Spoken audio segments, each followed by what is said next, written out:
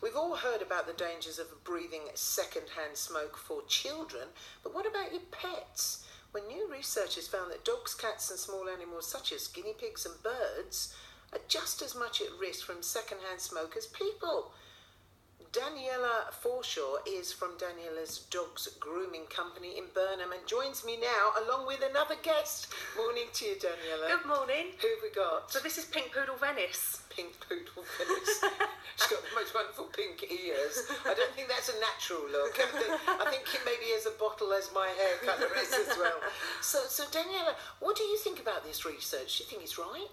I do think there's a big risk about smoking around animals, all animals, and I actually know somebody that had a dog and she used to smoke inside the house all the time without the windows open, and that dog ended up getting a tumour, a cancerous tumour, and I'm convinced that was caused by inhaling secondhand smoke. Really? Yeah. I mean, you groom dogs, so you get to know them closely. Can you tell if a pet owner is a smoker? I used to smoke, and now I don't smoke myself, so I'm one of these anti-smokers now that can smell it a mile off and hate it. So I can smell it on the fur, I can sort of smell it a mile off really, but also the condition of the skin and the fur is quite sort of clammy, and you see a lot of skin infections as well, and often they come from dogs where you can smell that the owners smoke.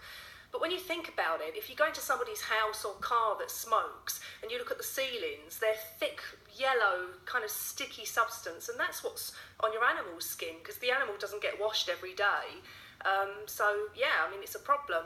Do you think it's a good idea, this research, that will warn people? Because we love our animals. We want to look after our animals, obviously, otherwise you wouldn't have them. So is it a good idea, do you think?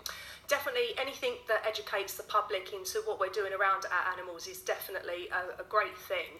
And we don't think, as smokers, I mean, I used to smoke myself, and I know when I smoked, I didn't even dream about what I was doing to anybody else around me. I probably wouldn't have thought about animals around me at the time. You know, we're inhaling these poisons into ourselves. We know it harms us, but we still do it as smokers. You know, I mean, I don't smoke anymore, so it's easy to sort of judge people and sort of say, oh, well, they're smoking around animals, but I don't think you realise what you're doing when you're smoking. So if it's brought to your attention, you know, it could be harming the animal, I think it's a great thing.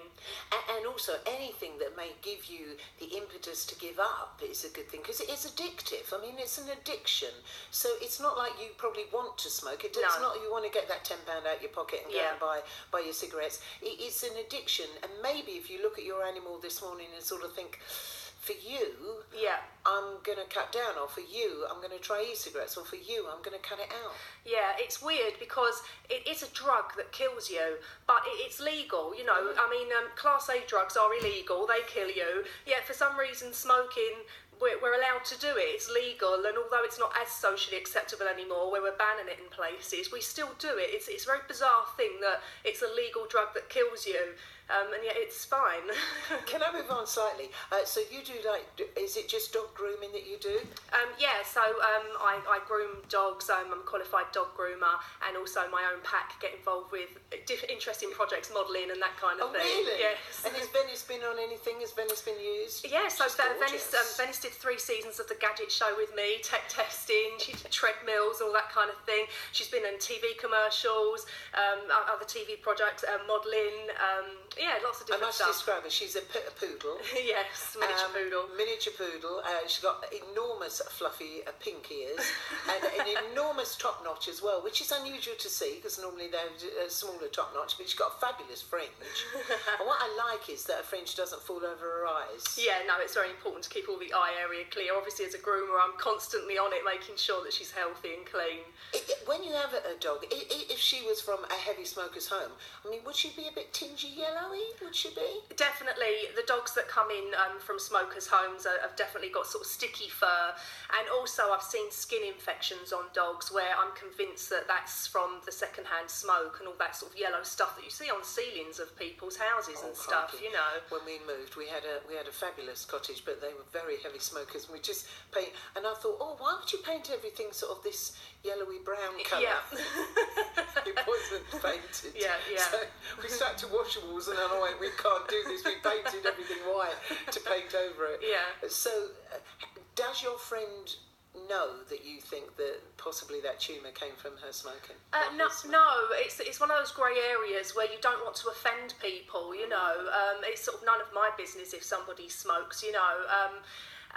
It's difficult to kind of get that message over without offending somebody. It's funny because we know we mustn't poison dogs with other things like fly spray, for instance. If we was to douse a room in wasp spray or fly spray, we know to remove the animal from that. But we just don't think if we're lighting up a cigarette because we're not thinking about ourselves or the next person, you know. And also, you think in a big room, you think you're puffing a cigarette. There's loads of air. It's hardly like you're in a car. That's a different thing. Yeah. So maybe thinking that way. Yeah. And you're absolutely right. We make sure they don't have chocolate. And like when I wash my floors, I always make sure it's the last thing at night, and the dogs are upstairs, so they're not going to be walking around on that floor and then licking their paws. Yes, stuff like that. Exactly. Yeah. That's another thing to look out now, isn't it? so if you're a smoker, so I'd really like to know from you, if you are a smoker, then, you know, is it one of those things where you're going to be thinking now, this might be just the thing that will get me to stop smoking? Yeah, that would be a good thing. Or maybe you'll ring me up and say, that's absolutely ridiculous, Sadie. That is ridiculous. Thank you so much for coming in to see us. If you want our dogs done, give yourself a plug. Well, yeah, so I'm Daniela's Dogs Essex. I'm based in Burnham-on-Crouch. Give me a call. There you go. Thank you very much indeed. And thank you to Venice. What a well-behaved little dog. Crikey, mine would have been yapping by now. BBC Essex Travel. Russell Holding's got the latest. Still problems on the A127, Russell, or is it cleared up?